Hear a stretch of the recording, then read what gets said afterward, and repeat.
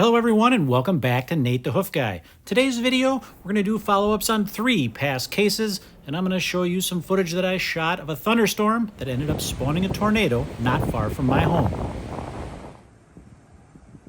So let's recap our first follow-up of the day. This is a cow from one of my organic dairies, and she had some heel bulb separation and a white line defect. So, as we typically do, we started to carve away, peel away, remove all of the loose horn from around that. You can see here when we get to that lesion site, it's actually in that white line and started to work up that outside wall. We needed to get at this right away to prevent that from continuing up that wall and causing more damage. There was some digital dermatitis on that lesion, so like we usually do as well, we wrapped it with salicylic acid to take care of that. Now that was about 3 weeks ago. We are back right now, and this is what it looked like. It appears to have healed in nicely, but let's get the knife out and make sure.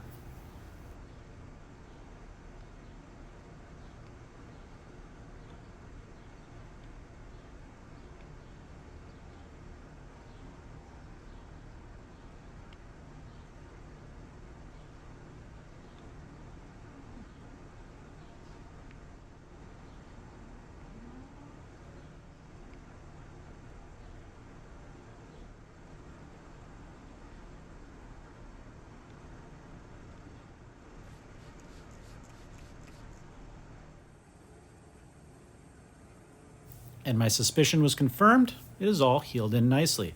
Now there is still some redness in that horn, but if you look underneath that, the new layers that are coming, it's nice and white. That means that that insult was in the past, and that hemorrhaging's nothing to worry about. Let's get this foot down and see how she's walking. We'll move on to our next cow. Our next case, well, she had a sole ulcer, and that typical sole ulcer site. We had to remove quite a lot of horn on this one. In fact, she had an entire sole that had separated. We had to remove all of that. Now, if you haven't seen this video or the previous video, I will put a link to that in the description below. You can go back and follow up and watch all of those videos so this makes a little more sense. But like I said, we had a lot of pretty extensive horn separation that we had to take away here. And when we did that, we got it all taken off. Then we cleaned it really well with chlorhexidine. That's the spray I use. I get a lot of questions about that.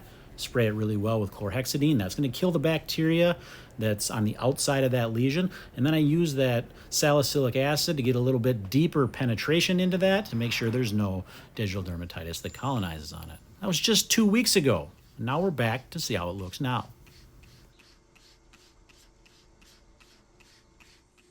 Once again, aside from some loose horn, it looks pretty good. Let's get the knife out and clean this up a bit.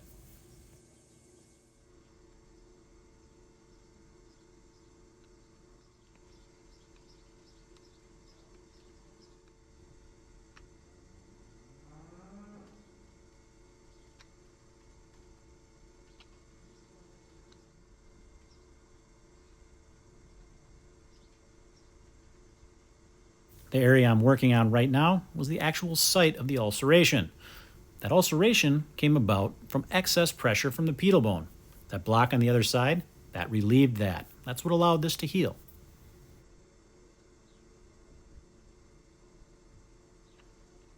And while the ulceration is healed up, the area around it, that horn is still thin, which means that block needs to stay on a little bit longer to allow that to thicken up and be able to support weight.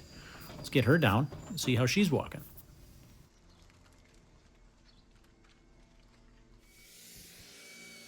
Now our last case for today, I actually didn't film the initial trim. And the reason I'm showing you the follow-up is because there's something we can learn from this. So what I treated in that first video was a large protruding ulcer. What does that mean? That means that basically the corium had pushed through the sole of the foot. There was a large protrusion sticking out the bottom. Now what's the significance of that? Well, years ago, we were taught that the only way to get that to heal was you had to trim that ulceration flat to allow horn to grow on that. we figured out that you don't need to do that, and this follow-up is going to be proof of that. Now, I wish I'd have started this video right from the beginning so you could have seen the actual protrusion still there. I've trimmed a little bit of that off right now, but in a minute here I'm going to zoom and you're going to be able to see that there's still some protrusion there, and it was still allowed to produce new horns, because that corium, even though it's damaged and even though it's protruding through the foot, if you can keep it from becoming infected and give it time, it will produce new horn even in that protruded state. The problem is, of course, is there's going to be a high spot there, so she needed to have the block on there. That block has come off, but after it had healed. So when we zoom in here, you'll get a good look and you'll be able to see that protrusion.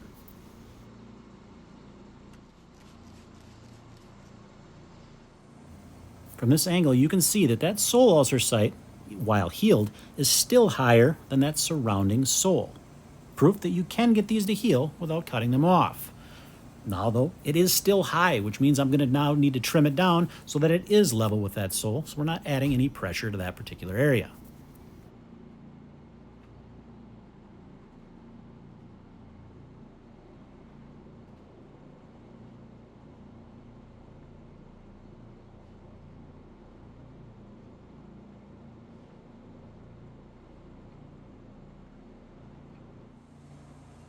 Now that that's accomplished, we can put this foot down and she's good to go. Now, as promised, guys, I'm going to show you some footage of a thunderstorm just outside my home that ended up spawning a tornado not far from my home. As always, guys, thanks for watching, and we will see you all on the next one.